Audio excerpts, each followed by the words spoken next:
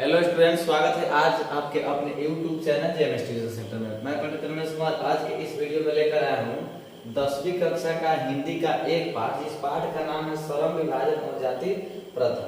क्या पाठ का नाम है? पाठ का नाम है श्रम विभाजन और जाति प्रथा, जो 10वीं कक्षा के हिंदी का एक चैप्टर है, जिनके लेखक हैं भीमराव अंबेडकर। डॉक्टर भीमराव अंबेडकर के द्वारा लिखा हुआ यह श्रम विभाजन और जाति प्रथा नामक यह पाठ है। यह 10वीं कक्षा का हिंदी का चैप्टर 1 है, मतलब पाठ 1 है।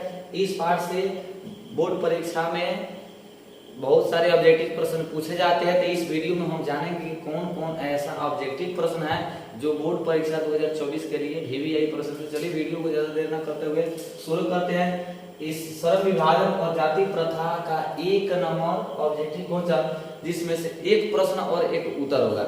इस प्रश्न को आप वीडियो के माध्यम से देखते हैं तो समझिए आपको अधिक आंसर ऑप्शन याद करने की जरूरत नहीं है। सफक करें कि जो सही होगा वही आपको आंसर इस पाठ के माध्यम से और इस वीडियो के माध्यम से आपको बताया जाएगा। कि चलिए जैसे मैं बता दें कि पूछा जाएगा आपसे कि श्रम विभाजन और जाति प्रथा के लेखक कौन है, तो आप साफा सीधे डायरेक्ट याद कर लें, डॉक्टर भीमराव अंबेडकर या बाबा साहेब अंबेडकर। अच्छा, कहीं कहीं भीमराव अंबेडकर भी दिया रहता है। ठीक है, चलिए इस तरह कहीं ज्यादा नहीं है, कम ही ऑब्जेक्टिव है जो क्या है VVI है। तो चलिए इस वीडियो में देखेंगे कि कौन ऑब्जेक्टिव है, उसका उत्तर क्या है जो सही उत्तर है। ठीक है, चलिए आगे बढ़ते हैं। खंड का 1 नंबर पाठ है, 1 नंबर पाठ है गद्य खंड का, जिसका नाम है श्रम विभाजन और जाति प्रथा, जो भीमराव अंबेडकर के द्वारा लिखा गया। चलिए एक इस पाठ का 1 नंबर ऑब्जेक्टिव प्रश्न है, 1 नंबर प्रश्न है कि श्रम विभाजन और जाति प्रथा के लेखक कौन है। तो क्या है इसका उत्तर? भीमराव अंबेडकर। श्रम विभाजन और जाति प्रथा के लेखक कौन है, तो आपको बता दें भीमराव अंबेडकर। इसमें 4 ऑप्शन देगा, जिसमें से 3 गलती होगा, 1 सही होगा, तो यही सही होगा भीमराव अंबेडकर। दूसरा प्रश्न है कि बाबा साहेब भीमराव अंबेडकर का जन्म कब हुआ था। तो क्या है 14 अप्रैल 1851 में बाबा साहेब भीमराव अंबेडकर का जन्म हुआ था। जन्म कब हुआ था? तो जन्म 14 अप्रैल 1891 ईस्वी में। ठीक है, चलिए तीसरा प्रश्न है कि बाबा साहेब भीमराव अंबेडकर का निधन कब हुआ था। तो तीन नंबर प्रश्न है कि बाबा साहेब भीमराव अंबेडकर का निधन यानी कि मृत्यु कब हुआ था। तो मृत्यु 6 दिसंबर 1956 को, 6 दिसंबर 1956 को कब हुआ था। तो 6 दिसंबर 1956 को। चलिए इसके बाद में है 4 नंबर कि बाबा साहेब भीमराव अंबेडकर का जन्म किस राज्य में हुआ था। तो महू मध्य प्रदेश के। ठीक है, आपको बता देना है कि बाबा साहेब भीमराव अंबेडकर का जन्म कहाँ हुआ था, तो किस राज्य में हुआ था। तो मध्य प्रदेश। ठीक है, चलिए आगे है श्रम विभाजन और जाति प्रथा गद्य की कौन सी विधा है। तो यह क्या है? गद्य की निबंध विद्या। ठीक है, चलिए श्रम विभाजन और जाति प्रथा गद्य की कौन सी विधा है, तो आपको बता दें निबंध। आगे है 6 नंबर कि श्रम विभाजन और जाति प्रथा पाठ बाबा साहेब के किस भाषा का संबंधित अंश है। तो वो किस भाषा का संबंधित है। तो एलिहेशन ऑफ कास्ट। एलिहेशन ऑफ कास्ट से यह क्या है, तो यह श्रम विभाजन और जाति प्रथा जो भाषण है वह संपादित है। ठीक है, चलिए आगे पढ़ते हैं। आगे 7 नंबर है कि भीमराव अंबेडकर के विख्यात भाषण एलिहेशन ऑफ कास्ट का हिंदी रूपांतरण किसने किया था। तो किसने किया था? ललई सिंह यादव ने किया था। किसने किया था? ललई सिंह यादव ने इसका हिंदी में रूपांतर किया था। 8 नंबर है आदर्श समाज स्वतंत्रता समानता भ्रातृत्व पर आधारित होगा, किसने कहा। तो किसने कहा था? भीमराव अंबेडकर जी ने कहे थे कि आदर्श समाज स्वतंत्रता समानता भ्रातृत्व पर आधारित होगा।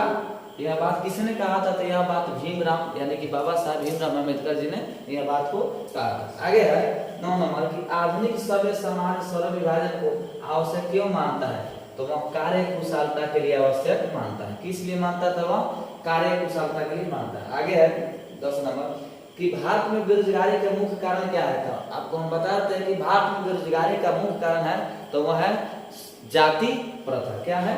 जाति प्रथा।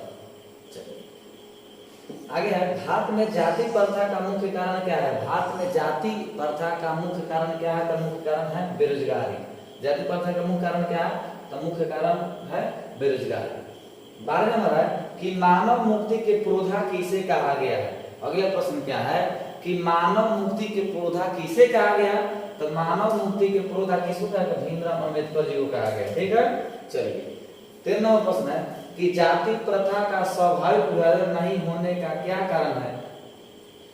जाति प्रथा का स्वाभाविक विभाजन नहीं होने का क्या कारण है, क्या कारण है, तो वहाँ यही कारण है कि वह व्यक्तियों के रुचि पर आधारित नहीं है, इसीलिए क्या है कि उसका स्वाभाविक विभाजन नहीं है।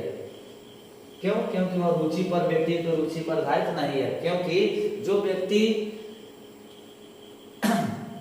के काम रुचि पर आधारित नहीं होगा वह उस काम में विकास नहीं कर पाएगा, वो काम को टालू प्रवृत्ति बना देगा और दिन पर दिन क्या हो जाएगा, उस काम में वह मन नहीं लगने के कारण वह असहाय हो जाएगा। यही है कि जाति प्रथा स्वाभाविक विभाजन नहीं होने का कारण क्या है, तो यह कारण यही है कि यहाँ व्यक्तियों की रुचि पर आधारित नहीं है। यदि रुचि पर आधारित रहता तो जो व्यक्ति के जो काम करने का मन करता वही काम करता, चाहे वो किसी भी जाति संप्रदाय का क्यों ना, लेकिन वैसा व्यवस्था पहले नहीं था। चलिए इसके बाद आगे 14 नंबर का प्रश्न है कि भारतीय संविधान के निर्माता किसे कहा जाता है। अगला प्रश्न क्या है कि भारतीय संविधान के निर्माता किसे कहा जाता है। तो आपको 4 वो ऑप्शन देंगे जिसमें से आपको यही मारना होगा, क्या, भीमराव अंबेडकर। भारतीय संविधान के निर्माता किसे कहा जाता है, तो भीमराव अंबेडकर को कहा जाता है। आगे है प्रश्न नंबर 15 कि भीमराव अंबेडकर के मुख्यतः प्रेरक व्यक्ति रहे, यानी कि इस पाठ के आप जीवनी पढ़े होंगे, श्रम विभाजन और जाति प्रथा में भीमराव अंबेडकर जी का आप जीवनी पढ़े होंगे, तो आपको इस प्रश्न का एक एक प्रश्न का उत्तर आपको याद होगा। कौन व्यक्ति प्रेरक रहा, तो उनके 3 व्यक्ति प्रेरक थे, बुद्ध, कबीर, ज्योतिबा फूले। 3 गो व्यक्ति भीमराव अंबेडकर के कितने व्यक्ति प्रेरक थे आपसे पूछा गया, तब बता देगा 3 व्यक्ति। कौन कौन, तो उनका नाम बुद्ध, कबीर, ज्योतिबा फूले। चलिए इसके बाद में है 16 नंबर, अछूतों को अधिकार किसने दिलवाया। तो अछूतों को अधिकार किसने, तो भीमराव अंबेडकर ने दिलवाया। ठीक है, चलिए इसके बाद में 17 नंबर, अंबेडकर के अनुसार आदर्श समाज किस पर आधारित होना चाहिए।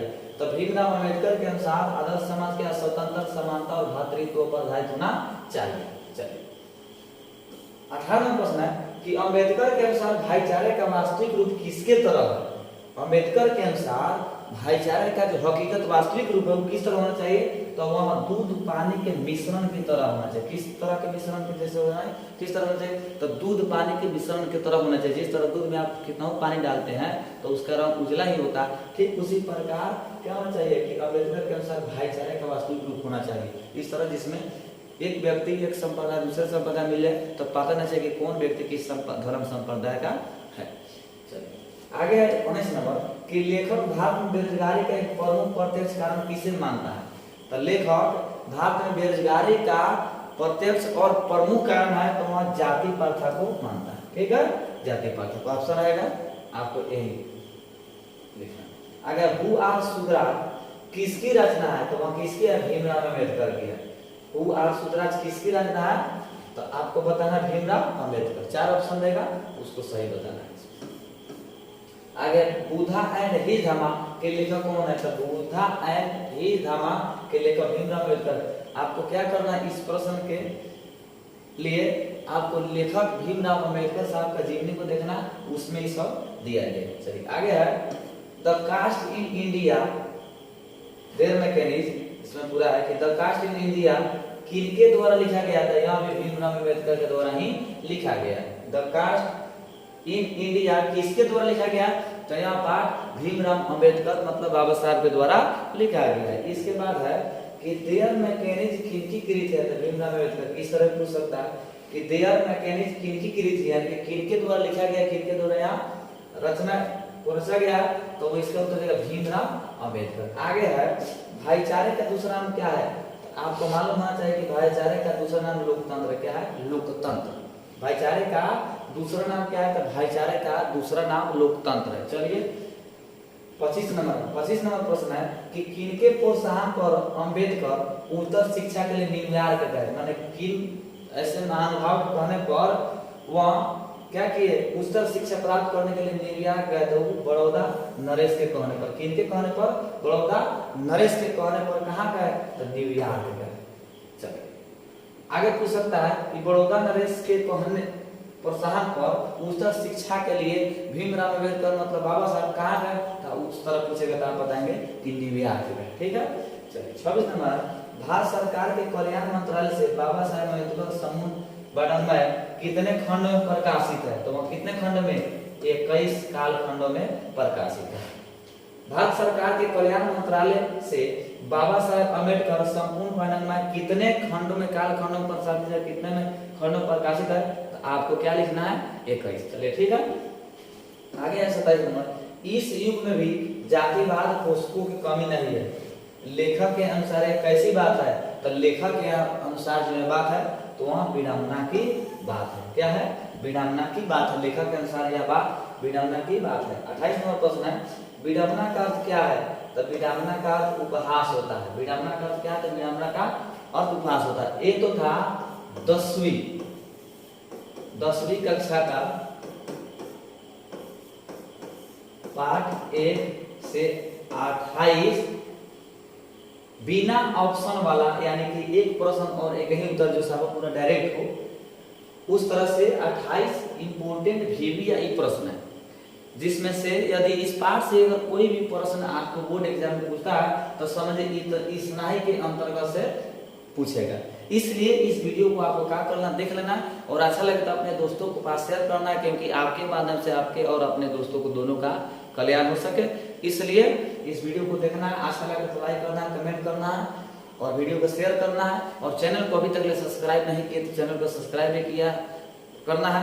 मिलेंगे इस वीडियो के बाद फिर एक नए अच्छे वीडियो के साथ, तब तक के लिए जय हिंद जय भारत।